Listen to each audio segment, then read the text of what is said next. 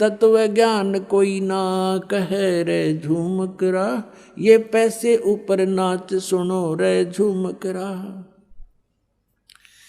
कोटों मध्य कोई नहीं रे झूमकरा, अरबों में कोई गर्क सुनो रे झूमकरा।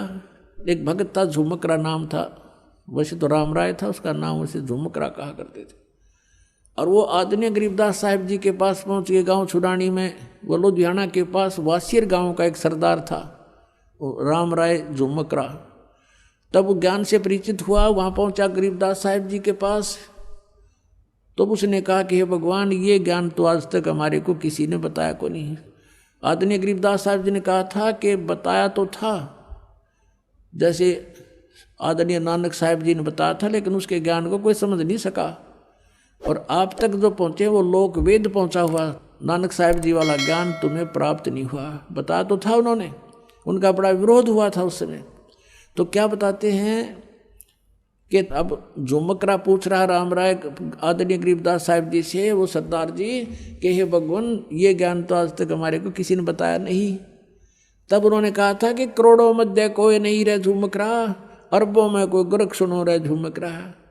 यो तत्व भेद कोई ना कहे रहे झूमकरा, ये पैसे ऊपर ना सुनो रहे झूमकरा। ये पैसे के ऊपर बने बैठे जा रहे ब्राह्मण गुरु जो नकली बने फिर, इन पैसा चाहिए, तत्व ज्ञान इन पे है ही नहीं, ये अधिकारी नहीं गुरु पद के, और ये गुरु बने बैठे सारे। और करोड़ों में कोई नहीं मिला रहे झूमकरा, करोड़ों गुरुओं में नहीं है, अरबों में कोई ग्रक है। अपना तो जैसे एक गांव में और 15,000 की आबादी है, तो गणिया नहीं तो उसमें तो 5,000 गुरु पाएंगे, 5,000। ये तो थोड़े थोड़े बताऊं मैं कैसे गुरु पाओगे। जैसे कोई तो झाड़ी लड़ियाँ पाओगा, और जैसे किसी बेटी बहन के बच्चे के तकलीफ हो जाती है तो सास बताओगी इसका कान तला टीका ला दे, एक गुरु। फिर दूसरी बताओगी नो का इसका बार लीगा हो रहा है, इसका ऊपर 100 रुपया वार का बार लीगा धर दे।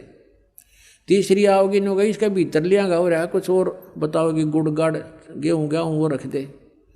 और चौथी आओगी इसका चौराहे वाली का हो रहा है वो धर दे हैं। और कितने ले जाएंगे, वो का माथा टिकवा लिया वहाँ, कोई कहेगा वहाँ जोड़ बनवा लिया इसने।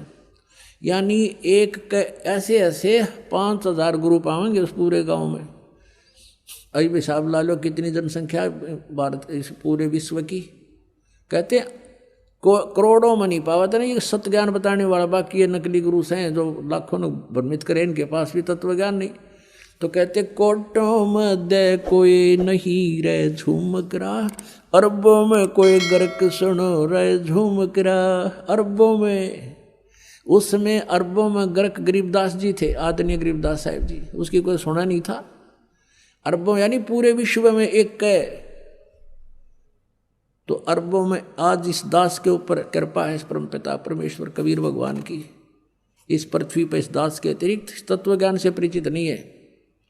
उनके पास ये गर्क का अर्थ होता है, यानी सब तरह से कंप्लीट नो कह रहा अच्छा गर्क है भाई, यानी कोई चीज को ठोक ठोक कर रखा हो ना बोरी में, नो कति गर्क ठोक रखा भाई, खांड में रखी हो और भी हो। तो यानी वो चीज कहते हैं जिसके पास कंप्लीट इन ऑल रिस्पेक्ट, जैसे उसको आदेश भी हो, अर्यो ज्ञान हो, नाम देने का आदेश हो, अधिकार हो, तो ये सब सारे जो है ना फॉर्मेलिटी उसके ऊपर पूरी हो उसके पास, वो तो अरबों में एक पावेगा। अरबों में कोई गर्क सुनो रहे झूमकरा। न इस ज्ञान को सुनकर दास से ये चोर हो गए होंगे, एक दो चोर नाम देने लग भी जाएंगे तो उनसे कोई लाभ नहीं होना, क्योंकि वो अधिकारी नहीं है। अब जैसे पुण्यात्माओं, जब राजा परीक्षित को 7वें दिन सर्प ने डसना था और व्यास जी ने श्रीमद् सुधा सागर यानी श्रीमद् भागवत सुधा सागर का लेखन कार्य किया था, राइटर था उसका वो।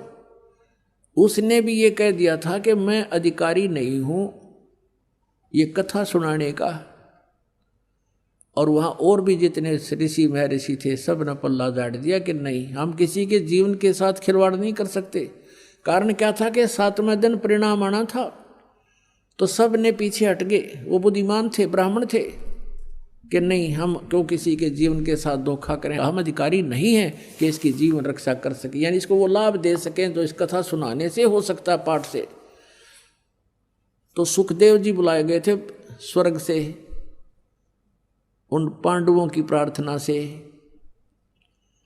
पांडवों ने अपने पुण्य दिए, क्योंकि वहां तो सिक्के पुण्य के चले हैं स्वर्गलोक में, स्वर्गलोक में से उसके आने और जाने का विमान का खर्चा उन पुण्यों का वहां से प्राप्त हुआ था उसको पांडवों से।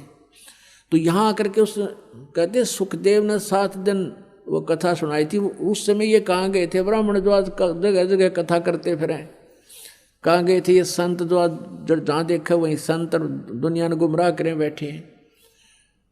तो वो बुद्धिमान थे, समझदार थे, इसलिए उन्होंने ये रिस्क मोल नहीं लिया, और जितना लाभ उस कथा से होना था वो भी सुखदेव जी के मुखारविंद से उच्चारित होने से हुआ, क्योंकि जिसके पास कोई शब्द शक्ति होती है उसी के द्वारा दिए गए वचन से कुछ लाभ हो सकता है। अब जैसे एक कोई कार्य हो रहा था सड़क का, सड़क बना रहे थे, तो वहाँ एक आम व्यक्ति जाकर कहता है कि तुम ऐसा कर दो, वो नहीं कर रहे थे, और अधिकारी के पास उन्होंने प्रार्थना की, अधिकारी ने आते कहा कि तुम ऐसा कर दो, तो उस अधिकारी के कहते उन वर्करों ने वैसे ही कर दिया, क्योंकि अधिकारी के वचन में शक्ति थी और उनके वचन में शक्ति नहीं। तो ऐसे ही परमात्मा से जो कनेक्टेड है, सरकार का जो व्यक्ति हो गया, यानी जो उसका नौकर है, उससे ही आगे काम हो सकते हैं, आम व्यक्ति के कहने तो वो कार्य नहीं हो सकते, इतना समझ लेना। तो इस प्रकार हम अब जो कथा करते पढ़ते हैं, तो गरीबदास साहब ने कहा था ये पैसे ऊपर नाच सुनो रहा जो मकरा, इन्हें कथा से कोई लेना देना नहीं, पैसे चाहिए इनको। एक बार एक गांव में एक मनीराम नाम का ब्राह्मण कथा करे था, और पैसे के लालच में 7 दिन की छोड़ उन्हें 30 दिन का रख दिया, 30 दिन कथा करूंगा भागवत की, रोजाना 1-1, 2-2 घंटा ऐसा शुरू कर दिया। उसने सोचा रोज के 2-4 रुपया होंगे तो भी 100-125 रुपये महीने में तेरे को मिलेंगे। अब क्या हुआ कि 30वें दिन, जिस दिन उसका कथा का भोग पड़ना था, उसने भोग का ढिंडोरा पिटवा दिया, आवाज़ लगा दी। उस दिन उसी गांव के कुछ व्यक्ति शरारती टाइप से कि भाई आज कथा का भोग लगेगा और इस ब्राह्मण के घने पैसे आवेंगे। उन्होंने क्या किया कि उसी दिन एक डांसर मंगा ली दिल्ली तक, और चंपाकली नाम था उसका। वो डांसर का उसी दिन प्रोग्राम रखवा दिया जिस दिन वह भोग पड़ना था, सुबह सुबह। अब सारे गांव के वहाँ इकट्ठे हो गए। पंडित जी का तो 30 दिन में 30 रुपये आए, और उस चंपाकली का आगे 500 रुपये 2 घंटे में। अब वो पंडित जी ठाके उन 30 रुपया ने और चल पड़ा मायूस सा होकर। कहाँ पहुँच गए? आदरणीय गरीबदास साहिब जी गांव छुड़ानी, जिला झज्जर, उसके रास्ते में पड़ा था। तो उसने देखा, सुना था कि वहाँ गरीबदास नाम के कोई संत रहते हैं। वैसे गरीबदास जी किसान थे, वैसे अलग से कोई आडंबर करके वो गुरुपद पर नहीं रहा करते। सिंपल धोती कुर्ता जो यहाँ का लिबास था, पोशाक थी, उसी में वो रहा करते थे। उन्हें पता करके वहाँ पहुँच गए जहाँ 5-7 भगत बैठे थे, आदरणीय गरीबदास साहिब जी के शिष्य, और वो पंडित जी भी पहुँच गया। प्रणाम हुआ, बैठने का आसन दे दिया, बैठ गया और पूछा, क्योंकि वेशभूषा पंडित की नारी होया करती। गरीबदास जी ने कहा, पंडित जी ठीक कुशल हो?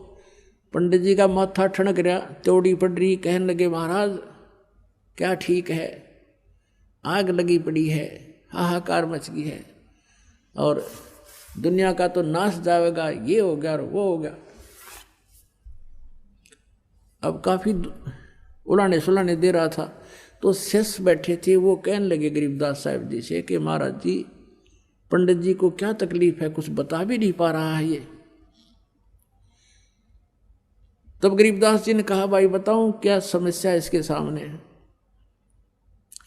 फूटी ज्ञान विवेक की, अंधा है जगदीश।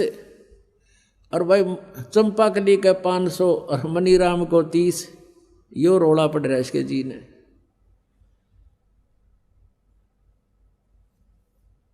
अब क्या है कि इसने कोई सूरत कथा करे था यूं, जबकि मनीराम नहीं बताना चाहा था, वो तो अंतर्यामी थे गरीबदास साहब जी।